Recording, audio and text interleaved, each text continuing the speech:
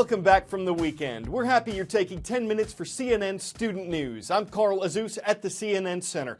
First story takes us to a nation of 26 million people between Saudi Arabia and the Gulf of Aden.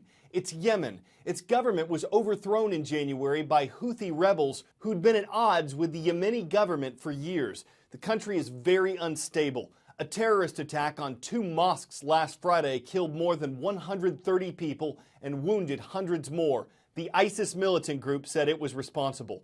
But al-Qaeda also operates in Yemen, and the U.S. says security there continues to get worse. That's why the American military pulled all of its remaining personnel out of the country this weekend. In Yemen's capital, the American embassy was closed last month. In our coverage of the conflict in Ukraine, we've talked about how relations between the U.S. and Russia have declined. According to Gallup surveys, about half of the American population had a positive view of Russia 3 years ago. Today, 70% of Americans have an unfavorable view, and 82% of Russians disapprove of U.S. leadership. When Gallup asked Americans earlier this year what country they'd consider to be America's greatest enemy, 18% answered Russia, the most of any nation worldwide. North Korea was right behind that. So it's significant that with relations between the U.S. and Russia being at their lowest point since the end of the Cold War, Russia would invite North Korea's leader to an event in Moscow. Facing a backlash from the West, Russia is looking east. President Vladimir Putin inviting North Korean leader Kim Jong-un to Moscow to attend upcoming World War II anniversary celebrations. A Russian official says North Korea's supreme leader is expected to attend, but so far no formal confirmation from Pyongyang. You've seen the number of meetings that he's had with Western leaders in Europe decline. And so the Russians have talked about this Asian alternative. And this is including some outreach to China, but other countries in Asia to try to portray Mr. Putin as not isolated, which in fact is the case. The Kremlin says 68 world leaders were invited to the Victory Day celebrations on May the 9th, but some leaders, including President Obama, have declined. Relations with the West are strained following Russia's annexation of Crimea from Ukraine. But recently, Moscow and Pyongyang have been fostering warmer relations. The two countries even declared 2015 their year of friendship. If Kim attends, it would be his first official trip outside North Korea since inheriting the leadership in late 2011. If he's able to go to meet Putin in Moscow or elsewhere in Russia, this would appear to be a sign that he has completely consolidated control and he's confident enough to leave the nest and go do statesman-like things around the world. And Putin continues to flex Russia's military muscles. Defense officials saying nearly 80,000 troops have been placed on full combat alert. On Wednesday, NATO jets intercepted a number of Russian military aircraft as they neared Latvian airspace, further rattling nerves among Russia's neighbours. India has the second highest human population in the world, but it's number 1 when it comes to tigers. It's home to about half the world's tigers. They typically live about 8 to 10 years in the wild, though all tiger subspecies are endangered. India doesn't have nearly as many as it used to, but their numbers are growing again, thanks in large part to conservation efforts. Here's what one of those efforts looks like. When people report tiger attacks, they say it came out of nowhere. It is staggering to think that there were tens of thousands of tigers in the forests of India. Now there's just over 2,200, something like that.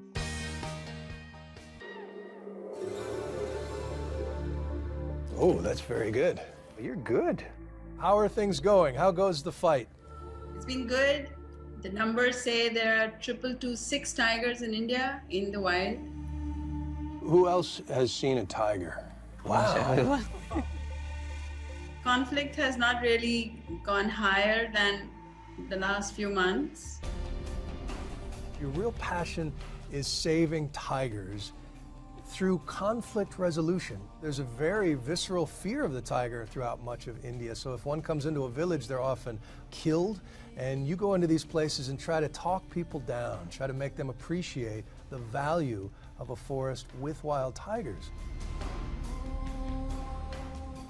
This It's all about people and their code of conduct, because you can't get people out of the forest, you can't get animals out of these human-dominated forests.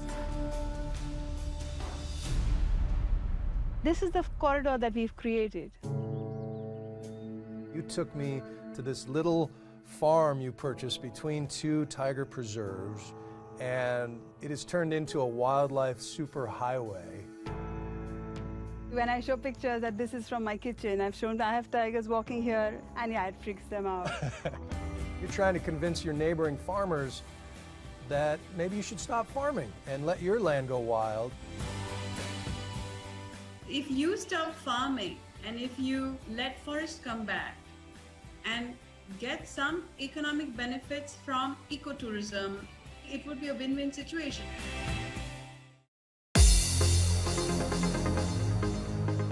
As part of our presentation, we now present 3 schools that are present on today's roll call.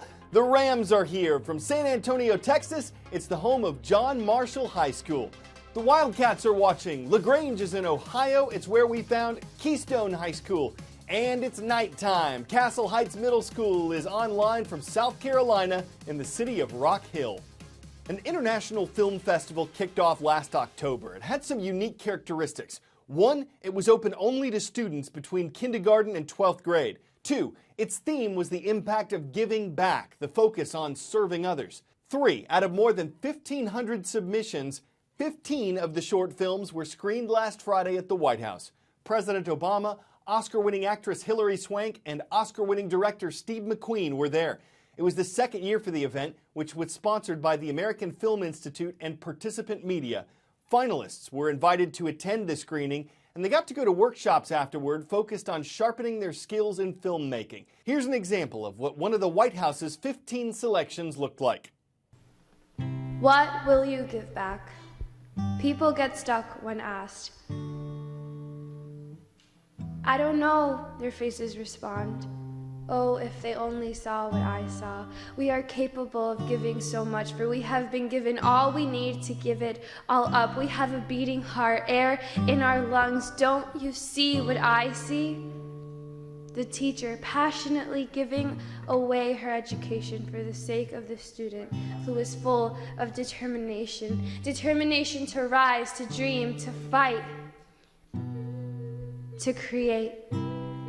Giving their imagination for others to find inspiration, giving their stories in hopes for others to see what they see, giving their voice for others to find their own, giving their words for others to know we're not alone. The will to give has no age. Here's a wise coach, giving away his childlike heart for boys who just want to have fun.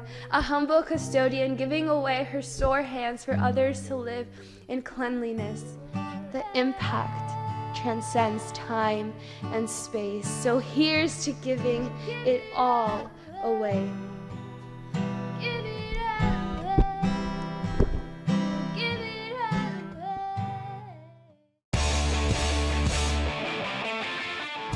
Before we go, a fish called Greedo. Star Wars fans might get the name. For the rest of us, it's one crude catfish. It was discovered in 1998, but it wasn't until this year that it was designated a new species. Because of its large eyes and bristling bristles, a researcher thought it looked like a short-lived Star Wars character.